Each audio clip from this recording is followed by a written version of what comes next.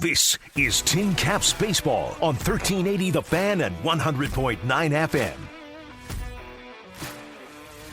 Getting ready for this Tuesday matinee series opener this season between the Fort Wayne Tin Caps and the West Michigan Whitecaps. Here with the Fort Wayne Tin Caps manager in Jonathan Mathews. Let's start things off with a crazy night on Saturday. 14 innings of baseball, 4 hours and 48 minutes, the third longest game in this franchise's history at Parkview Field. Did you have anything left in you by the end of that night?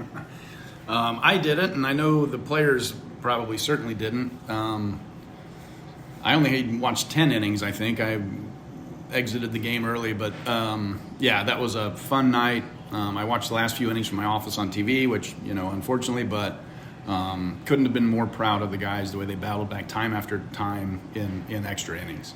Speak on Luis Mendez a little bit coming into that one in the final 4 innings after a stern conversation, as your wife consistently talked about, with the umpire in that 10th inning. And Mendy was the manager the week before, acting as it up against the Lake County captains. How much has he grown kind of into that role, and do you see him being a manager in the future?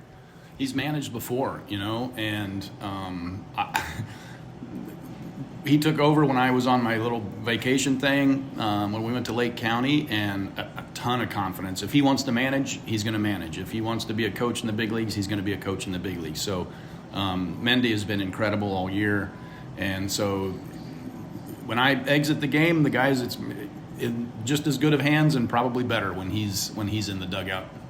Kason Wells delivering with a walk-off single in that 14th inning. 2 innings prior, struck out in pretty much the exact same spot. How much resiliency have you seen in him, especially after a couple of tough nights beforehand? Yeah, he's, struggled a little bit offensively lately, mostly against left-handed pitching, to be honest. But, yeah, for him to walk the game off, that was special for him and for us. But couldn't have been, the entire bench. Kason came in to pinch run, ends up walking the game off. Rosemond Verdugo came in to pinch hit, ends up getting a big hit in extra innings, and then Carrington Cross comes in to pinch hit and obviously hits a big 2-run homer to tie it in extra innings. And so I think we basically emptied the bench. I had to leave a catcher out of the game, so we had just an emergency, but all the guys that came in off the bench contributed in a big way in that win. I know you got a little bit of a different look towards the ending of that ball game, but over 8,000 in the crowd all the way until nearly the final out, past 11 o'clock local time. In that moment, did you hear the crowd from your clubhouse spot? Yeah, there's a little bit of a delay on the TV feed in my office, so I knew something good had happened, and I just didn't know what it was yet. And honestly, probably the only losers of that night was the city of Fort Wayne that had to wait around for a couple extra hours for the firecrackers to go off. But, it certainly made it taste a lot better after winning. How much confidence does that build in this group going into the final week before the All-Star break? I think a ton. It was a happy clubhouse. And even Sunday, our bats got stifled a little bit. But otherwise, the energy was great. The clubhouse was great. With tackling another day game here today on the first day of a series, which is unusual, but just the feeling, the vibe in the clubhouse this morning has been really good. So I think the guys are confident and excited about this series, but not looking ahead to the All-Star break so much. They're going to enjoy their All-Star break, but I think they're excited about being here and playing this series. Tin Caps manager in Jonathan Mathews. And one of the positive things about Sunday, Jamie hit another quality start, his 4th of the season. Just today got the promotion up to Double-A San Antonio. How impressive was he throughout this season? Initially starting out this year as a reliever down in Single-A and jumping up to a real full-time role here with Fort Wayne. Yeah, he was, other than he gave up a homer on Sunday, but he was pretty dominant, really. And as much confidence as I have in most of our starting pitching, he was, at the top of that list, if not, in the top 2 or 3. But I was happy to be able to, after the game on Sunday, we told him he was going to get a promotion. He was super excited. So he's been, kind of an anchor and had been giving us a chance at every Sunday day game to win. And so I was happy for him. I hate to lose him, but I was happy for him to get to promote him to Double-A. We've seen nearly 25 roster changes in just the last 3 weeks alone. What has been the transition for you to kind of work with the kind of slight bullpen you have right now, just 6 true bullpen arms right now on this roster? How have you been able to manage that recently? Yeah, some nights it's a little tougher than others. The good thing that we've, last week we had a couple of guys, we call what they're called piggybacks. So it's a starter, but then also somebody following him that can also provide us some length. This is a weird week a little bit for us. Cash Mayfield will not pitch this week because he's going to the Futures game, which, good for him.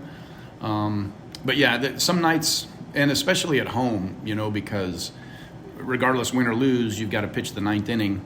And there's some nights where it gets a little touchy. But we've made our way through it. I think we've only had to use a position player once this year, which I kind of take pride in. I don't like to have to do that. And so I think we're fine. We've got enough length today for sure. And so I think we're okay heading into the rest of the series. One of the big key additions with Jamie Hitt moving up Double-A San Antonio. Canning Camp is back off of the injured list. I know he was supposed to be kind of a real fixture in this rotation across opening weekend, but went on the injured list and has found his way back. What are you hoping from Canning today? Yeah, I think he's going to go, I don't know, I think we've got him at 50 pitches maybe, so hopefully 3 innings or so. And then Matt Watson coming in, after him. But yeah, Cannon, he rode the airplane with us up here and then did something to his oblique on the way apparently. But I think it had bugged him in spring training. So yeah, he was supposed to be one of our starters at the beginning of the series and was a little ouchy in his oblique. And so we sent him back to Arizona to rehab. And I think he's kind of full send now. So, we'll limit his pitch count a little bit, but he's going to be starting for us today. Final thing, going into the All-Star break where guys can really reset, how important is it to get this series win, and what do you guys got to do to take it? Yeah, throw strikes and swing at strikes. Our defense, I typically don't have any concerns with. We've been really good as a whole. There's been some nights where it's been less than our standard, but if our pitchers throw strikes and our position players, hitters swing at the right pitches, it sounds simple, but it's not easy, but it is simple. I think that's kind of the key. I've said this before, but I worry more about how we execute than I worry about the other team and what their tendencies and strategies and all of that stuff is. I think the most important thing for us at this level is to go out and execute what we do, and that's throw strikes and swing at the right pitches. Sounds good. Appreciate your time. Good luck this week. Thanks, Jaden. Starting lineups, first pitch coming up next here on Tin Caps on Deck.